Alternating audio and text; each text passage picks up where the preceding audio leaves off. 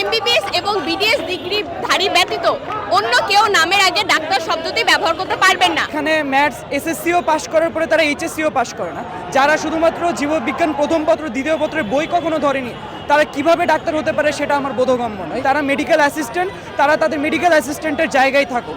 আজকের মধ্যে আমাদের আছে 5টা দাবি।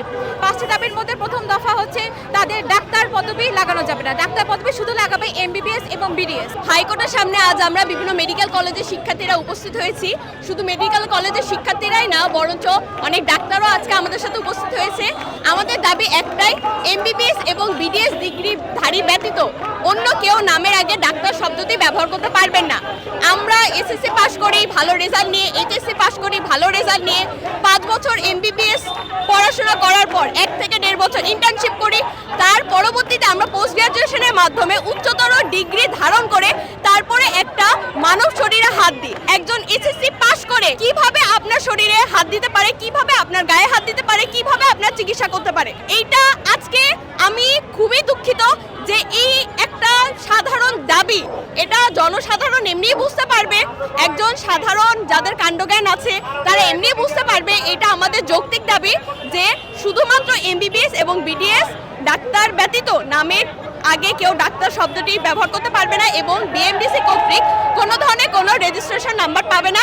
এবং এমবিবিএস ডাক্তার ব্যতীত যারা স্যাকমো আছেন, যারা ডিএমএফ আছে এবং যারা অন্যান্য মেডিকেল অ্যাসিস্ট্যান্ট আছেন এবং যারা শুধুমাত্র কারিগরি শিক্ষার মাধ্যমে চিকিৎসা সেবা প্রদান করতে চায়, তারা কোনো ধরনের চেম্বার করতে পারবে না, কোনো ধরনের রোগী দেখতে পারবেন না এবং আমাদের দাবিটা মানতে হবে। এই জন্য আজকে আমরা হাইকোর্টের সামনে উপস্থিত হয়েছি। তবে 5 দফা দাবির ক্ষেত্রে আমাদের সবচেয়ে বড় দাবি সেটা হচ্ছে ম্যাথস আছে এবং স্যাকমো আছে, তারা যেন তাদের নামের আগে ডাক্তার পদবিটা ব্যবহার না করতে পারে। এখানে বিষয় হচ্ছে আমরা এসএসসি পাশ করে এইচএসসি পাশ করে অনেক টাফ একটা অ্যাডমিশন টেস্ট পার করে তারপরে আমরা এমবিবিএস পড়তে আসি। আমাদের এমবিবিএসে 5 বছরের পড়াশোনা, 1 বছরের ইন্টার্ন, সব মিলিয়ে 6 বছর পড়াশোনা করে তারপরে আমরা ডাক্তার হই। কিন্তু শিয়া বাটার ও ভিটামিন ই সমৃদ্ধ lily glam beauty soap. Lily, always beautiful. এখানে ম্যাথস এসএসসিও পাশ করার পরে তারা এইচএসসিও পাশ করে না, যারা শুধুমাত্র জীববিজ্ঞান প্রথম পত্র দ্বিতীয় পত্রের বই কখনো ধরেনি, তারা কিভাবে ডাক্তার হতে পারে সেটা আমার বোধগম্য নয়। তাদের একটা নিজস্ব ড্রাগ লিস্ট আছে, যেই ড্রাগ লিস্ট অনুযায়ী তারা ওষুধ প্রেসক্রাইব করতে পারে, কিন্তু এখন দেখা যাচ্ছে তারা অহরহ ওষুধ প্রেসক্রাইব করছে।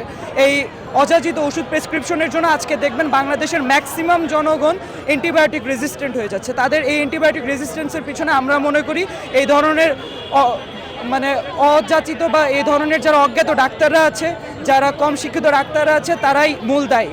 আমাদের কথা হচ্ছে তারা তাদের সামনে ডাক্তার পদবি ব্যবহার না করুক, তারা মেডিকেল অ্যাসিস্ট্যান্ট, তারা তাদের মেডিকেল অ্যাসিস্ট্যান্টের জায়গায় থাকুক। আজকের মধ্যে আমাদের আছে 5টা দাবি। 5টা দাবির মধ্যে প্রথম দফা হচ্ছে তাদের ডাক্তার পদবি লাগানো যাবে না, ডাক্তার পদবি শুধু লাগাবে এমবিবিএস এবং বিডিএস। আচ্ছা, দ্বিতীয় হচ্ছে আমাদের যে ওভার দ্য কাউন্টার ড্রাগ, মানে যে সকল ড্রাগের জন্য ডাক্তার প্রেসক্রিপশন প্রয়োজন হয় না, সেই ডাক্তারের যে ড্রাগের যে লিস্ট, এই লিস্টকে আবার নতুন করা লাগবে। তারপর হচ্ছে শুধু over the counter drug MBBS এবং বিডিএস ডাক্তারি এবং রেজিস্টার্ড ডাক্তারি এগুলো সাজেস্ট করবে এবং এই প্রেসক্রিপশন ছাড়া এই সকল ওভার দ্য কাউন্টার ড্রাগ ছাড়া যে সকল অ্যান্টিবায়োটিক বা স্টেরয়েড, এই সকল ড্রাগের মতো ড্রাগ কখনোই বেচাকেনা করা যাবে না। আমাদের গ্রামে একটা ইসিজি পর্যন্ত মেশিন থাকে না এবং ডাক্তারদের এবং খালি হাতে পাঠিয়ে দেওয়া হয়, তারা সেখানে কিভাবে চিকিৎসা দেওয়া হবে? একটি আধুনিক দেশে অবশ্যই এই অবস্থায় ডাক্তার চাকরি করতে পারে না।